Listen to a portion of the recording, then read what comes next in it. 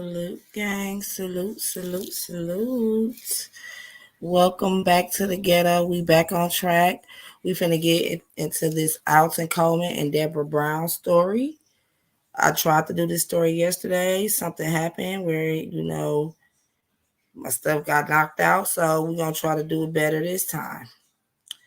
I'm going to play a little bit of it, of the sound and stuff. I'm going to share the screen a little bit, but not that much, because I'm not trying to risk it again. But we're going to definitely get off into this story.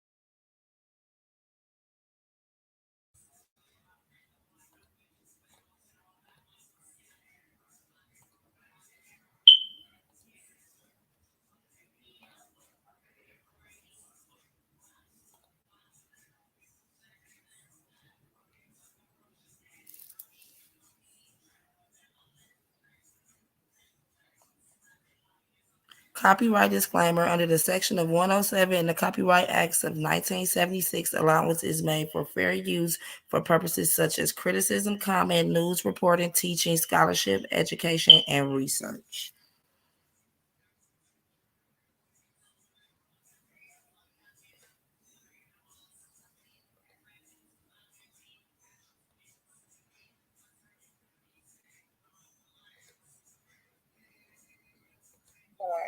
In the Midwest, and that killing spree resulted in the death of 8 people. Because Alton's resume is so long before he even meets Deborah Denise Brown, we're going to start with Alton first, and then we'll go into Deborah's background because Deborah has no criminal history. I'm just going to spoil it. Okay, Deborah has no criminal history until she meets Alton. Alton Coleman was born November 6th.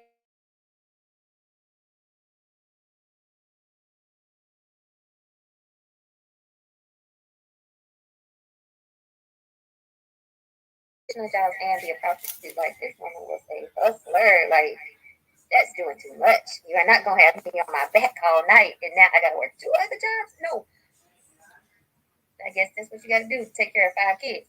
I don't know. Um, this next piece of information just makes me question: was she a hardworking mom, or was she just a trash? She was a trash mom. Okay, we just have to question. I'm sorry, I don't like to talk about people as mothers, but she was a trash mom, literally. Okay, the next information.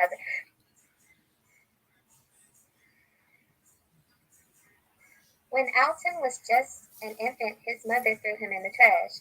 However, his grandmother thankfully retrieved him from the trash can. Pause. I'm going to be pausing all night during this story. Dang it. I just said the word thankfully, and when I said it, it kind of like made me feel some type of way because I'm like, are we thankful that this child was saved? Like, but then I'm thinking of Alton. We know that Alton, well, you guys don't know. If you've never heard of Alton Coleman and Deborah Brown, you guys don't know the extent of their crime. I feel like, okay, thankfully they saved the baby, but like it's kind of like if she didn't save the baby, then all these children would have got raped and killed. I don't know. It's kind of like someone was talking about. Well, it was a show. It was a show I was watching, and the whole concept was this woman was trying to protect her baby because this man was trying to kill her baby, only to find out that this man was from the future. And who else is her baby? Yes, yes, yes. It's Adolf Hitler. So the whole time, the man is trying to kill the baby, but it's kind of like, dang, but if that baby dies, this will not happen. But how do we know that it's guaranteed that if Adolf Hitler was killed as a baby, that the Holocaust wouldn't have happened?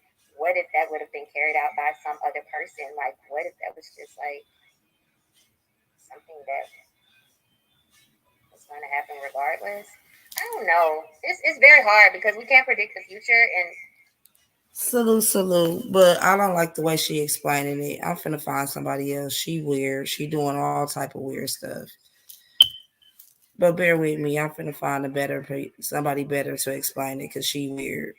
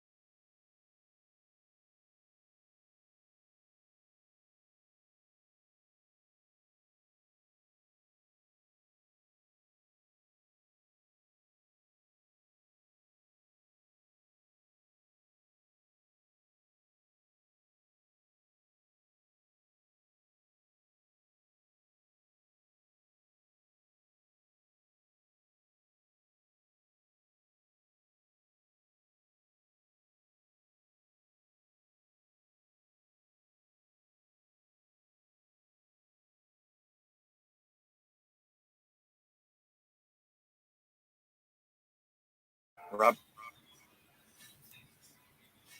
told Juanita that he had a belated Mother's Day present for her at his place just a few blocks away. He asked if Juanita could help him carry it back. He promised it would only take an hour. Reluctant at first, Juanita gave in to her daughter's excited pleas. all right. Say goodbye, baby. I'll be right back.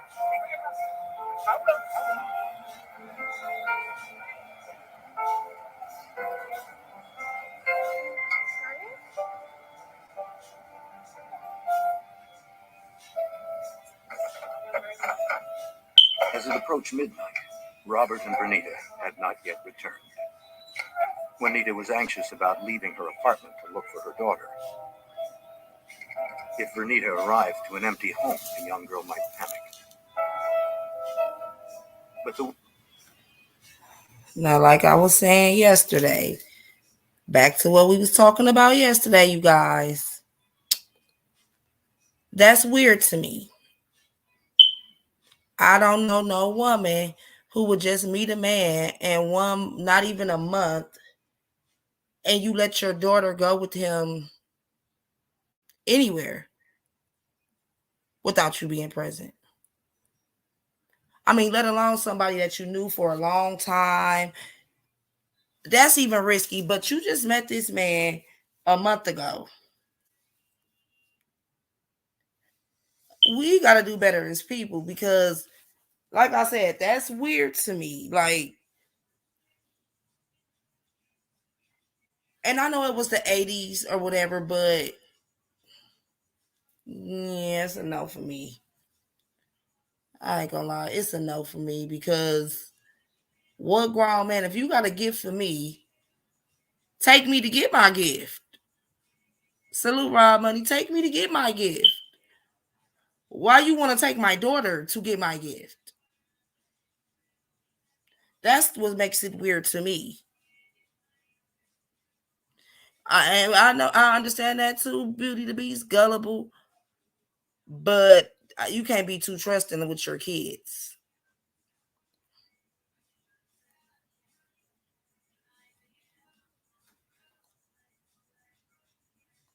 worry became too great. Juanita decided to go and find her daughter.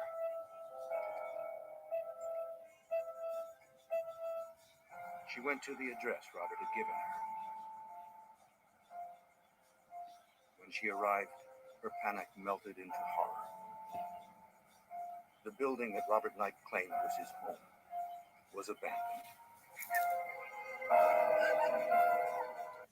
Hmm. Back to this.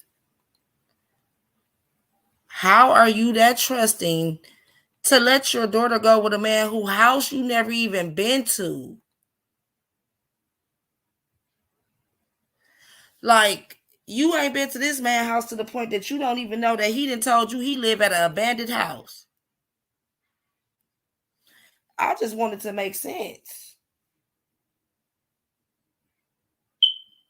You trust him that much with your daughter, but you ain't even never been to his home.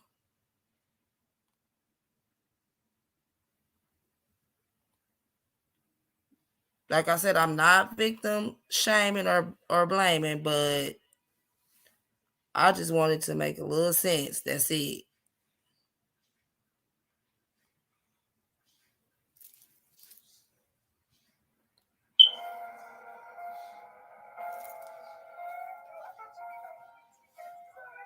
Not knowing where else to turn, Juanita went to her friend Ellen Reeves for help. Concerned for the safety of her friend's daughter, Ellen insisted it was time to contact the police. And it's like, why would you call your friend before you call the police and your baby missing? It's midnight already. Juanita told the officer that her happy, outgoing daughter would not have run away. Well, of course she didn't run away. You let her go with a strange man. Juanita said she had met Robert a month earlier. He introduced himself while riding through the neighborhood on his bike. They had become friendly, and Robert had become fond of young Juanita. The police didn't have a Robert Knight on record. The officer asked Juanita to check mugshots for anyone who might look like him. Juanita scanned 2 books of photos. So how are you that trusting to where you will let your daughter, and I'm not victim shaming, I'm not victim blaming, but I mean, some people are not as smart as others. So just in case there's somebody else out there who thinks like this or who, is gullible to the fact. If you don't know this, if you ain't seen this man ID, if you ain't been to this man's house, you shouldn't be so trusting with this man with your baby. And that's just honestly. You should not be that trusting with this man with your baby to where you finally go look for your daughter and even the house he told you he lived at is abandoned. Man, get the likes up. Because I really want to discuss this story yesterday and I'm mad that it went down like it did. But we definitely going to finish it up. Finally, she pointed to a picture of a man she was sure was Robert Knight. Officers determined that the person Juanita had identified as Robert Knight was really named Alton Coleman. Investigators called the FBI. Special Agent Verdina Passanelli, the FBI's Kenosha, Wisconsin office, was assigned the investigation. But the FBI always gets involved when children of tender years disappear under unusual circumstances, and this was clearly one of those. Investigators wasted no time in obtaining a search warrant for Coleman's last known address, his grandmother's house in Waukegan, Illinois, just a few miles across the state line from where the Weekls lived.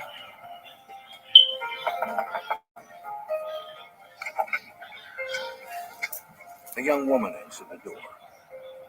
When questioned by the Mind you, Alton was a guy who had been charged several times with sexually assaulting women, young women, older women, several times, and was let out over and over and over and over again. Man, how the system failed these people. detective, she identified herself as Debra Brown, Coleman's girlfriend.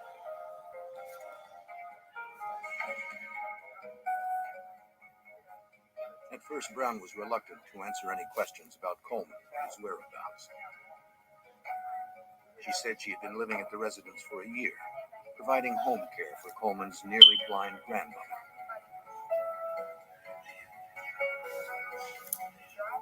The investigators persisted. They finally convinced Debra to cooperate. She told them that Coleman had been gone all night, but came home alone at about 8 o'clock in the morning. He had come by to change into a suit for a court appearance later that morning. Coleman had been charged with raping a 14-year-old girl at knife point. Brown also admitted that Coleman had told her he had done something really bad the night before. And that's what trips me out, because how could you be his woman knowing that listen, I can't even say that, because at the end of the day, we see, she is a culprit. So, but man, this world is weird. These people is weird. I ain't never seen nothing like it as a woman, as a mother, as a person. But get them likes up. Assisting him. A woman is assisting a man on serial raping little girls.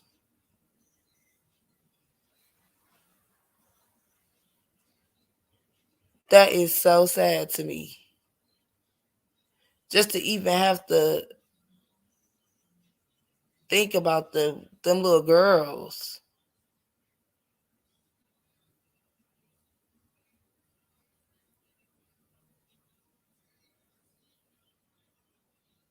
Like, who raised these type of monsters? Where do these type of monsters come from?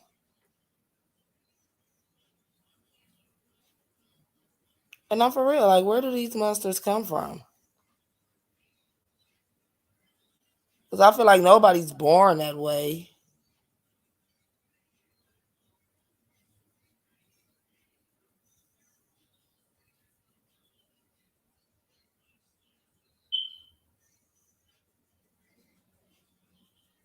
Then, they went to another house, sexually assaulted and killed a mother and her little daughter.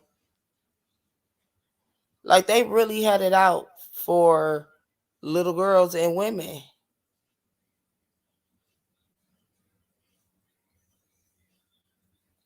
I mean, he had it bad. Like the next story, left the two sons, they scared in the corner, shaking, but killed the mother and the little girl. This went on for 4 weeks. But can we admit that the law dropped the ball on that one? Them people's lives could have been saved.